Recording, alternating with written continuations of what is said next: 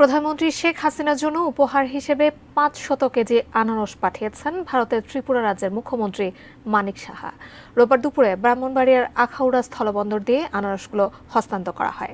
১০০টি কার্টনে ভরা ত্রিপুরার বিখ্যাত কুইন জাতের আনারস গ্রহণ করেন আখাউড়া স্থল শুল্ক স্টেশনের রাজস্ব কর্মকর্তা আব্দুল কাইয়ুম তালুকদার। তার কাছে আনারস হস্তান্তর করেন ত্রিপুরা হর্টিকালচারের সহকারী পরিচালক ডক্টর দীপক বৈদ্য।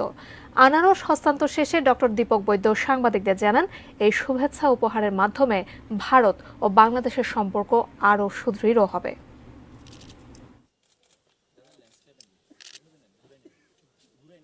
যে আনারসটা যাওয়া হচ্ছে সেটা আমাদের মাননীয় মুখ্যমন্ত্রী প্রফেসর ডক্টর মানিক সাহা ওনার তরফ থেকে আমাদের আদরণীয় প্রধানমন্ত্রী বাংলাদেশের শেখ হাসিনা সাহেবের কাছে পাঠানো হচ্ছে।